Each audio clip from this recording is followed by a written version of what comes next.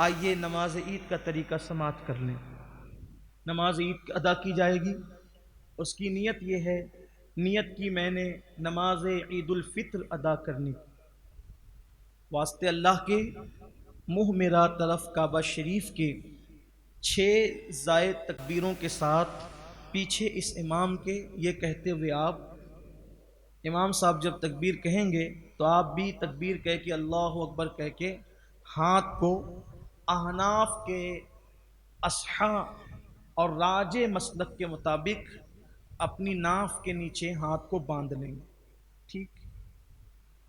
نیت کے بعد، تکبیر تحریمہ کے بعد اگر آپ یہ نیت نہ کر سکیں تو نیت دل کے ارادے کا نام ہے۔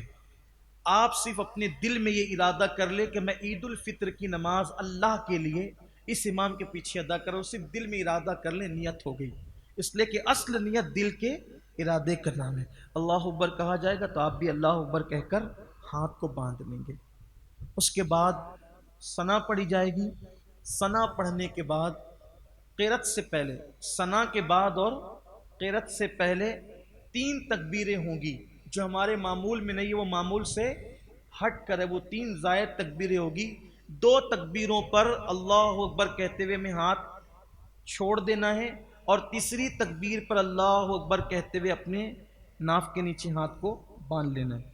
پہلی رکعت میں قرأت سے پہلے تکبیر ہوگی 3 تکبیر، 2 تکبیروں میں کانوں کی لو تک ہاتھ لے جا کر کے ہاتھ کو 2 تکبیروں میں چھوڑ دینا ہے اور تیسری میں باندھ لینا ہے۔ پھر اس کے بعد قرأت ہوگی، رکوع سجود ہوں گے، جیسے ہم کرتے ویسے ہی کریں گے۔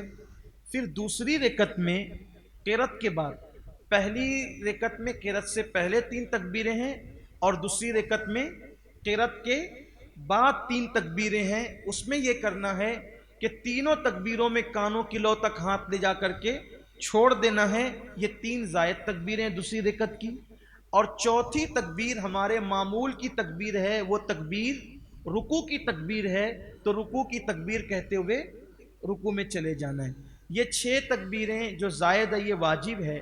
اگر اللہ نہ کرے کبھی امام سے اس میں چوک ہو جائے، بھول ہو جائے، تو امام کو اس پہ ہمیں لقمہ نہیں دینا چاہیے، بلکہ ہمیں امام کی متابعت کرنی چاہیے، یعنی کہ امام نے اگر چھوڑ دیا تو ہم نے بھی اسے چھوڑ دینا ہے، اس پہ لقمہ نہیں دیا جاتا، کیونکہ یہ واجب ہے، اور واجب چھوٹ جائے تو پھر امام چلا جاتا ہے فرض کی طرف، قرأت کر رہا ہے تو وہ بھی فرض کی طرف گیا ہے، رکوع کر رہا ہے تو وہ بھی فرض کی طرف گیا ہے، تب اس کو آپ واپس نہیں بلا سکتے اور وہ واپس نہیں آئے گا، اس لیے آپ جو ہے وہ اسی کی مطابعت کریں گے۔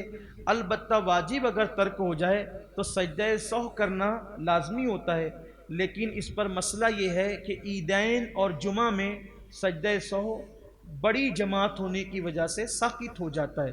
کبھی کبھی عیدگاہوں پر، مسجدوں میں امام سے تکبیر چھوٹ جاتی ہے بھول سے، تو لوگ کہتے ہیں نماز دوبارہ پڑھو، پھر جھگڑا ہونے لگتا ہے، کیونکہ مسئلہ معلوم نہیں ہے۔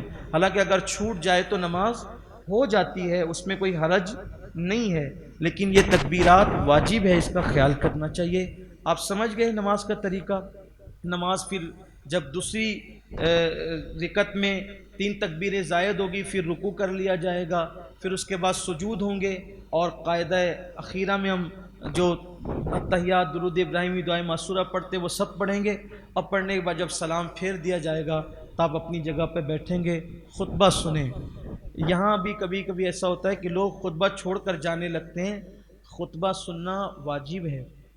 آواز خطبے کی آ رہی ہو تو بھی، نہیں آ رہی ہو تو بھی توجہ کے ساتھ سنیں۔ جب خطبہ ہو رہا ہو یا امام کو دیکھیں یا پھر گردن نیچی کر کے بیٹھیں، آپس میں بات کرنا، ادھر ادھر دیکھنا، چٹائی سے کھیلنا، زمین سے کھیلنا، کپڑوں سے کھیلنا، داڑھی سے کھیلنا، یہ سب جائز نہیں ہے۔